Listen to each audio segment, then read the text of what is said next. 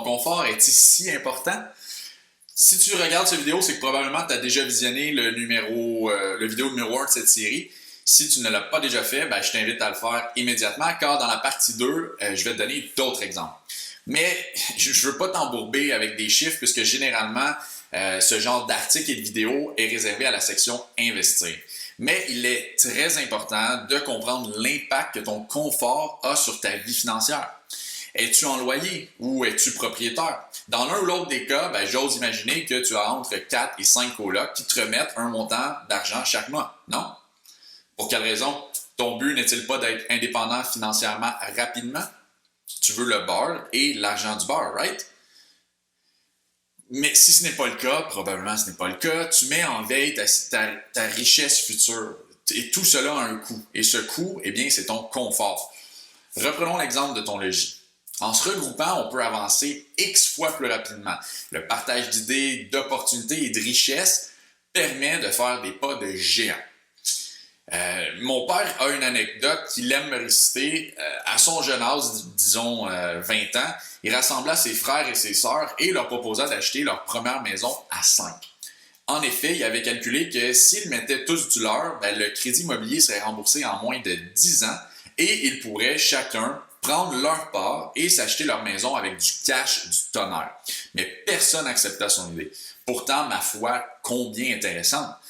Ils n'étaient juste pas prêts à faire le sacrifice de leur confort et vivre en commune, disons. Pourtant, ben, ils l'avaient tous bien fait depuis leur naissance. Mais chacune de nos décisions est reliée à un coût. Pas nécessairement lié à un coût monétaire, mais au détriment d'un autre choix. Car au final, l'argent, c'est de l'intangible. Je n'ai pas besoin d'argent. J'ai pas besoin d'argent car en fait, j'aime le confort que l'argent amène. On devrait donc appeler ça l'argent du confort. Car tu sais, tu peux trouver des hôtels à 5 la nuit et des chambres à 2000 la nuit. Tu peux aussi conduire une voiture de 1000 ou une voiture à 140 000 Tu peux voyager comme un jet set ou en backpack pour pas cher. Tu peux t'acheter la maison sur la falaise ou le studio en ville. J'ai un copain qui vit en ville. Le mec fait 250 000 par année. Chaque fois que je le vois, il me raconte qu'il a acheté un truc ou il a fait un voyage à 15 000 mais chaque fois, il se plaint qu'il n'y a pas un sou pour investir.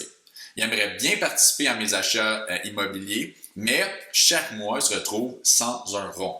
Comment, bon Dieu, est-ce possible de faire 250 000 par année, bordel, et de se trouver sans un rond? C'est beaucoup de pesos, là. Au début, ben, je lui donnais conseil. C'est un ami depuis des années, donc je lui disais réduis tes dépenses courantes, déménage dans une maison plus abordable, fais des voyages de moins de 5 000 quelques fois par année ou quelques fois sur 10 ans, change de voiture pour une année ou deux, mais chaque fois, c'était la même histoire. Hey Mag, j'aime beaucoup trop ma maison. Hey Mag, je vais pas changer ma Audi. Mag, si tu voyages, tu dois te gâter. Mag, je déteste faire la bouffe, je préfère le resto. Mag, je dois rester en ville car j'aime beaucoup trop mon job. Tu comprendras que je vais arrêter de lui donner de conseils. Puis c'est OK, c'est pas à moi de décider du confort des gens, mais bon sang, si tu vis dans ce confort, tu dois l'accepter. Tu dois dire « I'm broke, but I'm happy ». Tu préfères le confort à la richesse. Fine. Je dis pas que tu devrais te priver de un ou l'autre, par contre. Tu peux avoir le beurre et l'argent du beurre. À toi de voir comment tu qualifies et quantifies.